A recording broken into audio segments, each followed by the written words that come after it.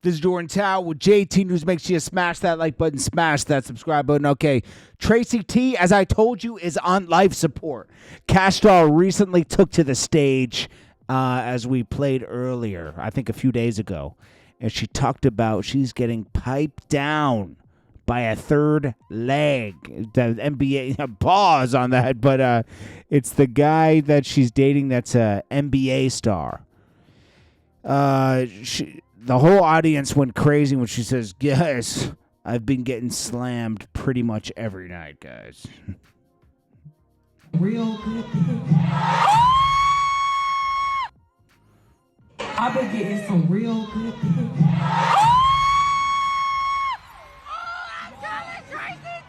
It's the third leg, y'all. It's the third leg.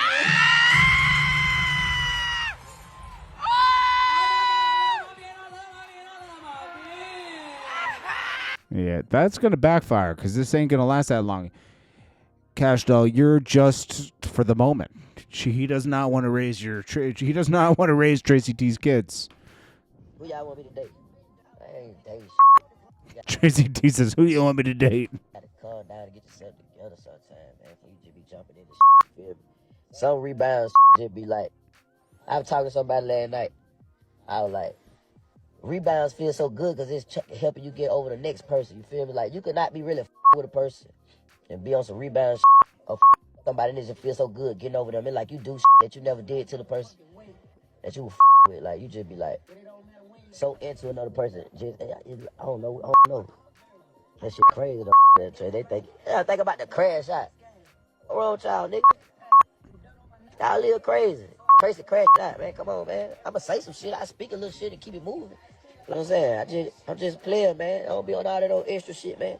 And they display a nigga like he just that, man. I'm far from that, man. I am that, man. You feel me? Tracy, you know you're hurting a little bit. I like Tracy, but come on, man. Yeah, Tracy needs to get that fade with Rick Ross because Rick Ross fumbled his rap career. Let's be honest. All right. Wack100, Wack100's back in TDE like he's scared of Top Dawg. And we all know he is scared of Top Dawg because Top Dawg is the real deal, okay? Wack100 is playing Pyru, okay? It's got guys and everything, but he's playing, he's overdoing it. Let's just say that, okay? He's over here vilifying Big U, saying he's destroying the community, this and this and this. Meanwhile, you're doing the same thing, promoting Pyru. So, like, what are you talking about? Like, he does one thing and says another thing. It's very weird. So, anyways, he's back in Kendrick Lamar. Like, they never removed his streams, and he's still going up. And go stream Kendrick Lamar right now. Kendrick Lamar didn't show any of your people any love, man. Drake did. You know what? Some people need to, like, find their loyalty and stick there. Some people just show that they're disloyal every time, man. I'm telling you.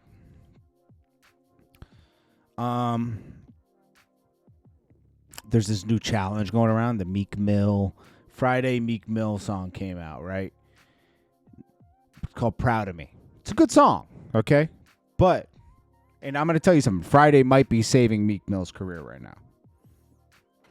Very possible.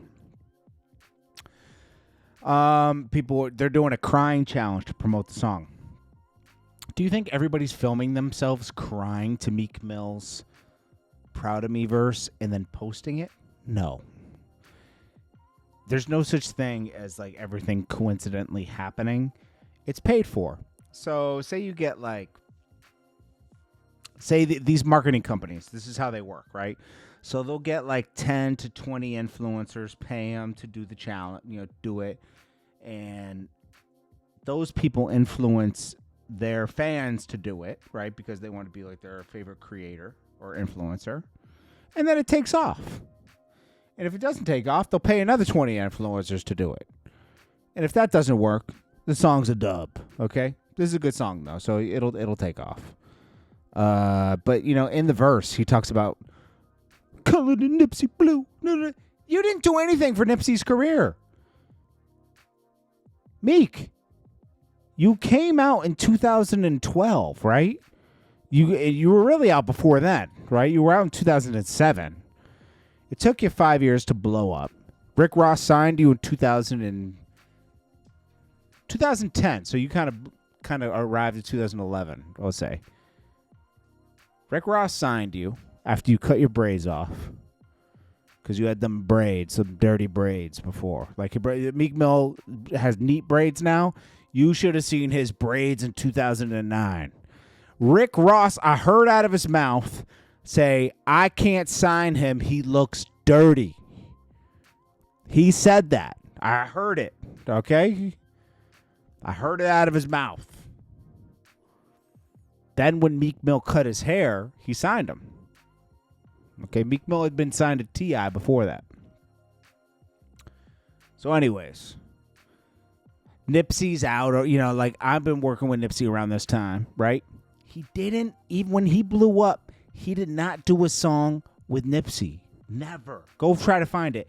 If you find a song with I think there's one, and it's a collab song that someone did, I think, after Nipsey passed.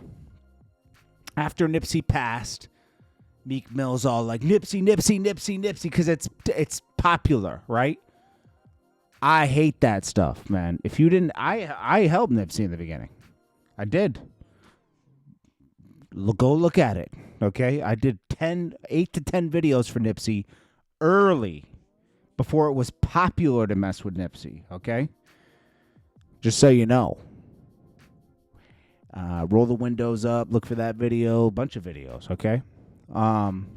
They're on my channel. It's in a playlist.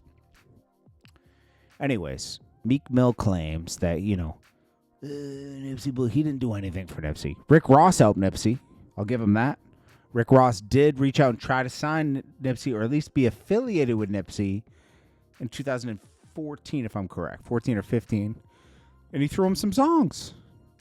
That's love, right? Especially around that time, Rick Ross was still had something to offer around that time. Rick Ross didn't stop popping till like 2016-ish, for music-wise, Then he got into his heavy into his Wingstop bag. He was already doing that before, but Wendy Williams' assisted living facility reportedly files a police report claiming niece kidnapped her after the woman went out for dinner. You can't go. She's 100%. She's 100%. Like what do they call it? They give her a cognitive test, right? She passed it with flying colors. She's fine, right? She knows what's going on. She can manage her life. But still, the assisted living, these assisted livings are evil, man. They want to attach themselves to your finances, right? So they don't want to let go of that money. Meek Mill claimed he lived in this building, too, just so you know. He's like, I used to live in that building. What were you doing in that building? What were you doing in that building, Meek? Jess Hilarious gets called out by Drake on his Finsta account because there's a paid-for campaign to hate Drake, believe it or not. Okay, it's cool to hate Drake, right?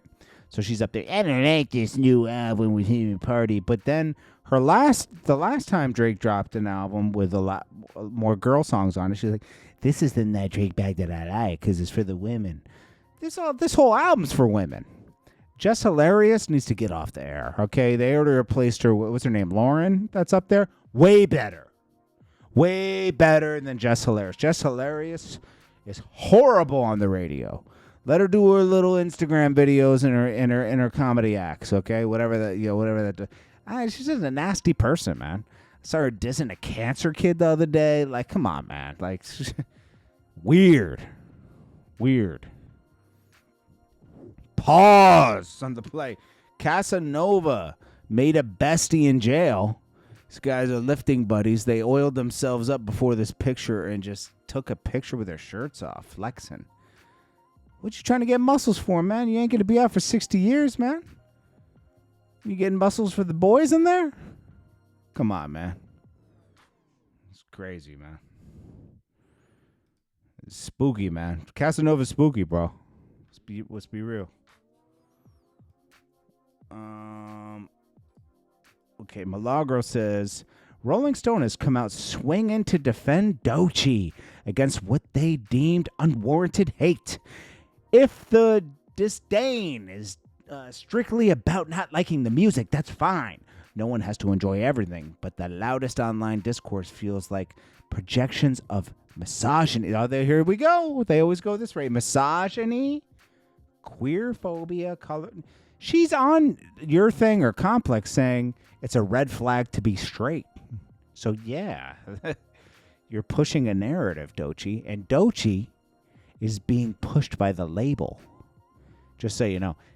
She might be in a 720 deal, okay? That's when they push you crazy. When you're in that 360 and they got everything, and TDE's probably got all her masters, just like Quality Control did to all their artists and sold it for $300 million. Oh, yeah. That's what's going on there. A fundamental misunderstanding of how the industry works. Yeah, okay. Azealia Banks addresses this again at the end of the video. Well, let's just do it now because it matches this story. Azealia Banks says, no, it's because Okay, so she's responding to this. We have to kill this narrative. Doechii's rise is what happens when undeniable talent gets time to develop. No. Doechii came out of nowhere, okay? Out of nowhere. She's not an undeniable talent. She's good, but listen, sometimes they just take somebody and pick them to go. And that happens. If you got enough talent for them to, push it forward, like she does, like, so all they do is get good writers and stuff. If you don't notice, her album is all over the place. All over the place. It's because she has a lot of different writers. Anyways, they're pushing her, they're shoving her down your throat. They're playlisting her, they're making her do, they're giving her Grammys. The Grammys is chosen not by the people, okay? Just so you know. It's if you fit the narrative. Azealia Banks says, no, it's because most artists aren't intelligent enough to not sign those types of deals anymore. The only reason any label has an incentive to invest any kind of money into a Wack YouTube personality is a non-conventional, attractive, dark-skinned one that 100% signals they're owning masters, publishing image rights to the artist's name, getting the lion's share of the royalties for an insane amount of time in exchange for what to her probably seemed like a life-changing money. But it is actually immediate debt. So, yeah, they found a broke girl in the trenches that they could pay. She still has to be talented. In the trenches so that they could pay a small sum to push product they had sitting around with the writers. Exactly. She's right. She's right. She's right. That's what's going on. It feels weird. My gosh. You know who this is? It's K. Michelle. She's done so much work to her face that she looks unrecognizable. It's crazy. She looks like a totally different person. Oh, Carisha says she's God's favorite, but everyone that gets around her, bad things start happening to them all of a sudden. Let's be honest. Her baby dad, JT, Diddy. I think that 808 Mafia went through some stuff. Yeah. Stay away from Carisha. That's all I can say.